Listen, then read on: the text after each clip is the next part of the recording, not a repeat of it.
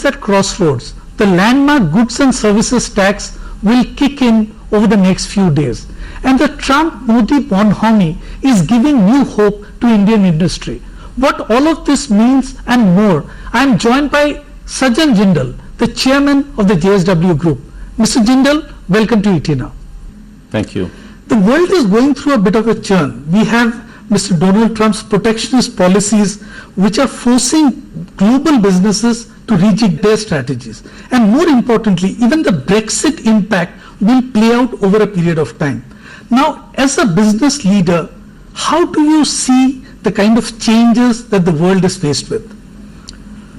Yeah, I think what Donald Trump is doing or has done is that the world was moving in one direction, and he has come and shaken up the whole world and taken the train in a different direction. So I don't know, only time will tell whether it is good, it's not good, it's good for America or not good for America, good for the world, not good for the world. Only the time will tell, because for over the last 20 years, I would say that the world was going through with this WTO, we were going in one direction, and now Trump is, because the US is the largest economy in the world and is kind of a driver of the world economy, and now they have changed direction, and so the whole world, everybody in the world is now looking whether we need to take a relook of our policies. So in my opinion, it's a good idea. You know, we should always challenge the status quo. That is what has been philosophy, my philosophy, and I've been always working on that, challenge the status quo, and that's what Trump is doing. Mr. Jindal, this interview comes in the backdrop of the Trump-Modi summit, I mean, which could see a new set of relationship between India and US. How do you see the bonhomie impacting trade and business between the two countries? You know, in Mr. Modi, we have somebody who is an excellent statesman, and I've seen him pretty closely, and I have seen that he is somebody who builds rapport very, very quickly. Yes. You know, because he is a person who works from his heart, and he believes in that philosophy. And if on the other side the person is also somebody who works from his heart, which I think Trump is, it will certainly, it had to be a very strong connection and very strong bond.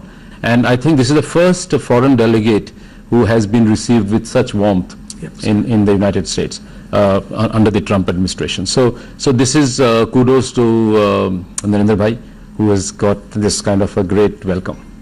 And the Prime Minister has also clarified that Make in India doesn't run contrary to Trump's America First.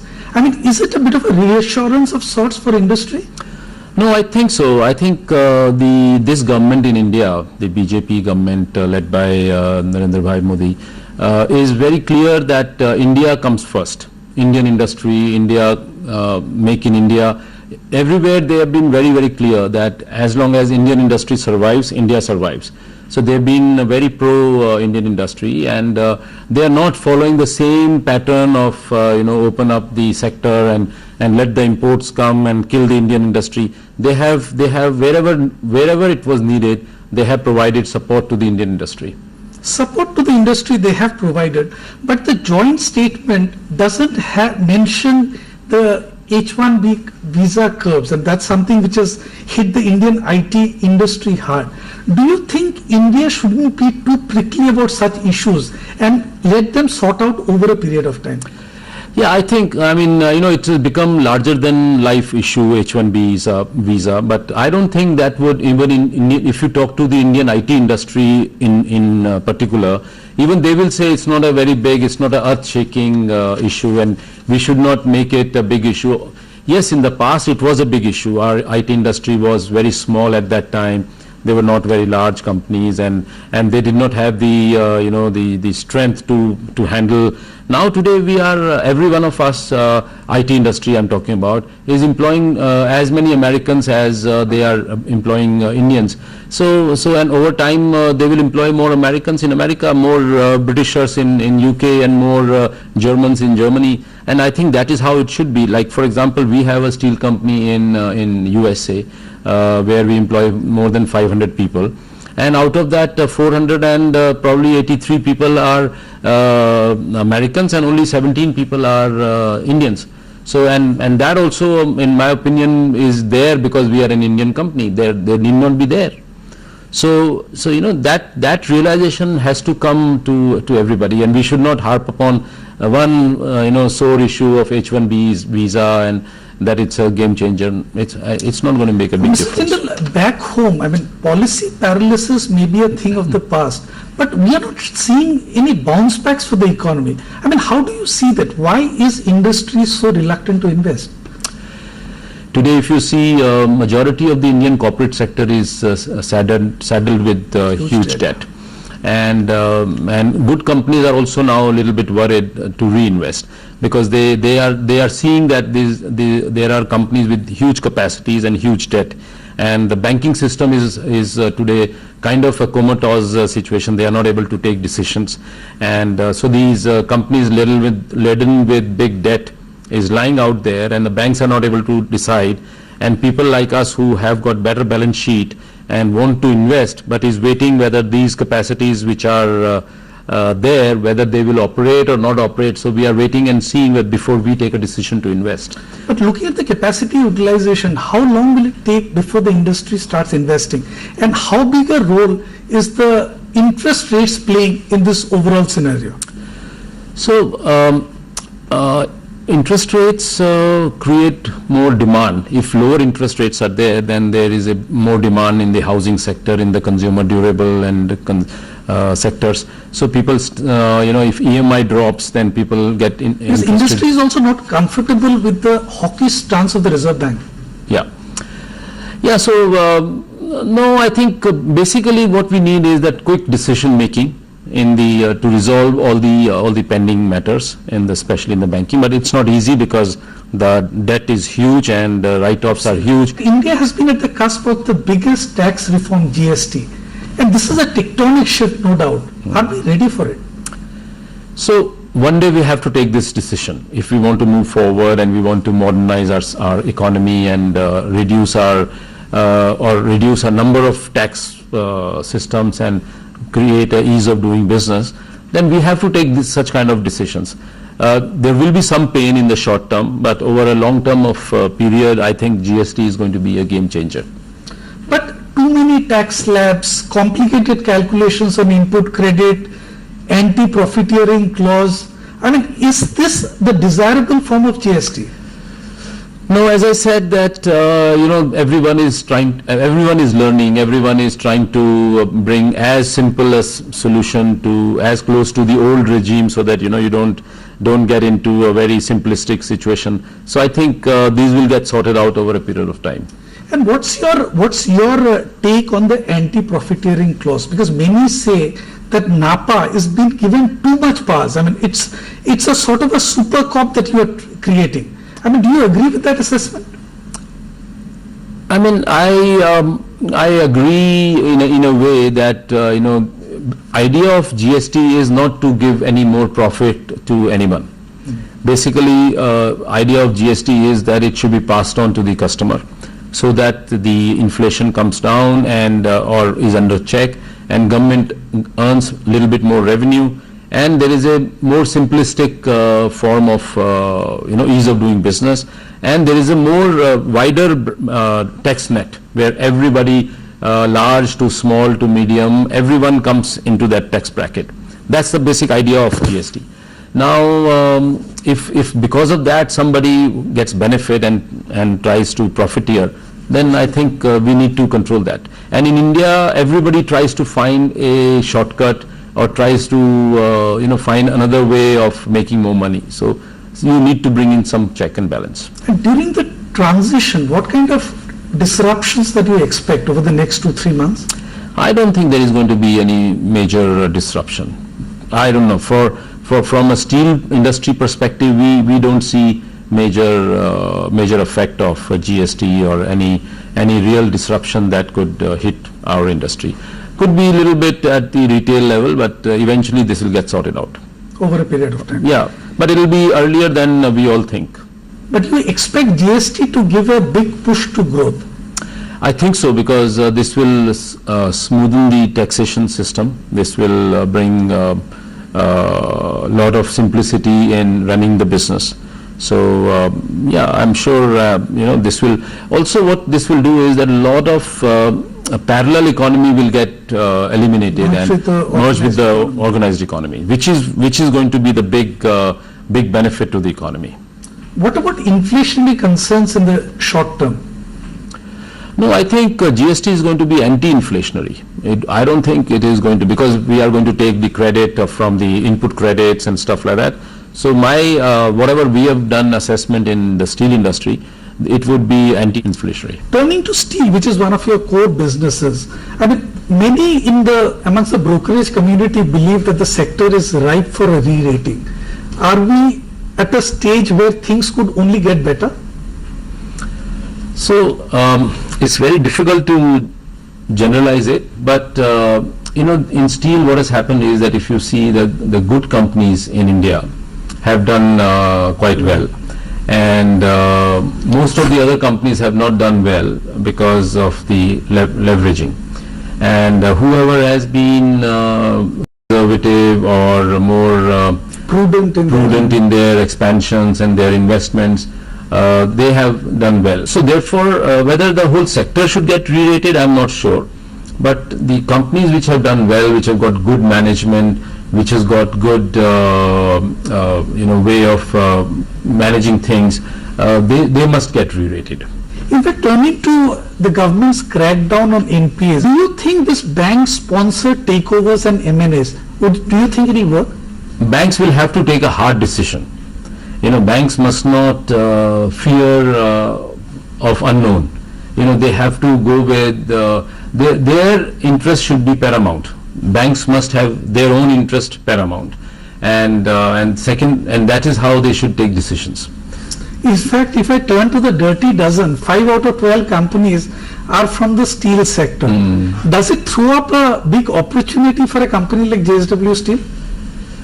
I mean, JSW Steel is always open to the idea of consolidation, and we believe that so many steel companies in one country is very difficult to sustain or to survive. So there will be consolidation.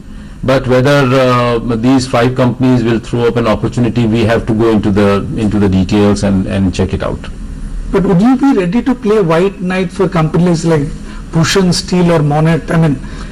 If it suits our balance sheet, and if it suits our product mix, and if it suits our calculations, and if we find that it will be a good value accretive acquisition, then we will certainly look at it.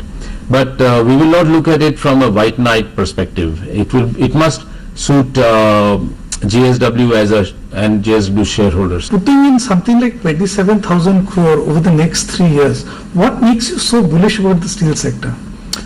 So steel is, as I said, very capital intensive, and right now we are 18 million ton capacity company, and with a gross block of nearly 80,000 crore rupees.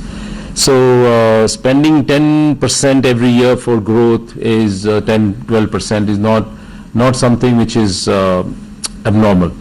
And as I said, we are expanding capacity to, I think, by 25 million tons in next 3 years from today 18 million tons. So I have a great faith in India, and I believe that Indian demand for steel and for everything will grow quite dramatically. As long as we can produce at a low cost, high quality, we are in the game. And turning to your cost structure, the fact that you don't have enough captive ores, does it put you in a sort of a disadvantage right now because of the kind of prices that you have to pay to NMDC? So that is one area where we are getting very badly affected, because Honorable Supreme Court in the year 2011, when there was a mayhem in Karnataka, there was no governance and there was a big problem. At that time, they had put a restriction of 30 million ton mining in Karnataka. So they put a cap of that, and we consume nearly 22 to 23 million tons of iron ore, and the local industry consumes balance another 12 to 14 million tons. So the demand is much larger, much more than the production, the cap that has been put by Supreme Court. And so there is a kind of a shortage, and NMDC, which is a Government of India undertaking, has taken the full advantage. And while on one side government is putting Napa and profiteering and all, and on the other side another wing of government is profiteering and has increased the prices in Karnataka. Till 2011 or 14, they were always following the same price, whether it was in Chhattisgarh or in Karnataka. But after that they saw there was a shortage, and our demand was, GSW's requirement was increasing. So just to make more profit, they have increased the price in Karnataka, and that has affected us. And we are taking a lot of measures to counter that over the next years.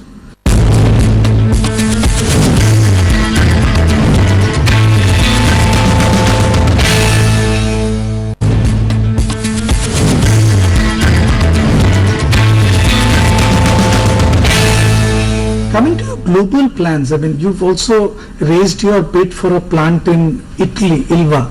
I mean, is that market something that really you are betting big on, I mean, going forward?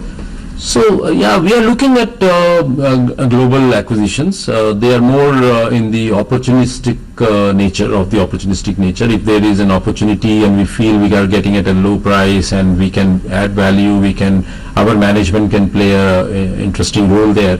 Those kind of assets we are open to look at. Ilva was one of those kind of assets. Of course, we lost that bid, but those kind of assets we will continue to look at.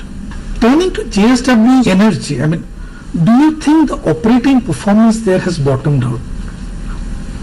I think so. Right now, the power sector is in a very, very difficult situation, because there has been a lot of large capacity which was built up in the last 10 years, and much more than what India needed, the capacity got built up. In the meantime, two things have happened. One is large capacity got built up. Coal production, which was always low, has gone up very sharply. Very sharply. So that has bridged the gap between the supply and demand for coal. So the power plants are producing more. On the other side, there is a huge emphasis on energy saving devices or LED lamps and stuff like that. So your power consumption is coming down, and so therefore there is a huge the prices in the exchange has dropped dramatically. What used to be 6 rupees, 5 rupees now is hovering around 2.5 rupees per unit in the exchanges, power exchanges. So therefore the power sector is right now in dire straits. Yeah, demand has taken a huge hit in recent times, and more importantly, the kind of assets that are available in the energy sector. Do you think M&A would be a big driver there also for JSW Group? Yeah, I think now no new greenfield or brownfield expansions, nothing will happen in the power sector. But because there is a huge capacity lying idle in the country, so we are looking at various opportunities. But right now the situation or the market is so bad that at any price these power plants are not making economic sense for JSW Energy. So we are waiting and we are seeing whether things will improve. Though we all hope and expect that by 2020 Indian power demand will go up. Even if we continue to grow, our GDP grows at 7-8%, then power demand should also grow at 7-8%, and therefore we will see that there will be a situation where new plants will start generating power. Mr. Jindal, share with us your plans when it comes to new businesses like electric vehicles. Yeah, I think EV is the way forward for the mobility. There is no doubt about it. The earlier we understand, the earlier we accept it, the better it is for all of us. So I don't see IC engine cars, internal combustion cars, engine cars are going to be made after 2025 or 2030 maximum. So therefore it is going to be replaced rapidly by the electric vehicles. This is my own perception, and a lot of people in my organization and outside share my view. So I thought that this was a great opportunity for us, because the whole automobile industry is going through a paradigm shift. And so why don't I jump in? What's the kind of work that has gone into it as far as JSW Group is concerned, and by when can we see electric vehicles from JSW on the roads, and what segment of the cars are you essentially looking to tap?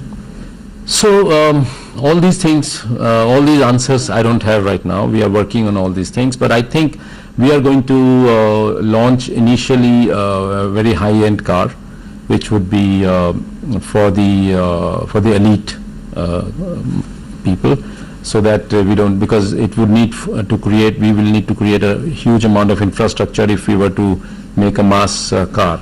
So we will start with the elite, and then start with thereafter follow up with the other models. Are you already looking to team up with a global player? We have already we are working with global leaders and tying up with them. And what's the benchmark price that you would be looking at? Because this. So these are the things which I don't have the answer right now. These are all on the drawing board, the pricing and how to do it, and because our idea is that we want to launch the car in India, which will be made in India. It won't be a CBU kit which is CBU imported or CKD. No, we want to do everything in India. So we will set up the factory and make the whole car in India. What's the kind of investment that you would look at, and is it being done through a closely held company, this venture? Yes, for the moment it is a closely held company, and investment would be close to about 3,000 crore rupees. And when does the project take off? Any timeline that you have in mind? So we are planning to launch it by 2020. Mr. Jindal, I would want to ask you this question because we also received communication from many shareholder groups regarding this, who have questioned your appointment as a full-time executive in two companies, JSW Steel as well as JSW Energy. Also, they have raised questions about the compensation that has been paid to executive directors vis-a-vis non-executive directors. What would be your take on this? So to talk about my role in as executive position in both the companies, well, I have been the founder promoter of these two companies, and I play a very important role in both the companies. I mean, it could be. So, in my opinion, it is being raised. I don't know whether there is merit. I would not want to comment too much on that. But I feel that it is justified, and there should not be any great deal of worry on that account. On the executive and non-executive directors pays that is being given, I think on the non-executive directors we are raising their paycheck because primarily we are as a company we are growing and we are becoming larger and larger. So there is a lot of time and lot of pressure on the non-executive directors also. They are not only coming for the board meetings, but they are spending a lot of time on strategy sessions and which we have every year, and probably we will be increasing that. So we are taking a lot of their time for JSW Steel. So therefore we felt that it is definitely more than worth to have them and therefore increase their paychecks. One final question, and that is about generation next at JSW.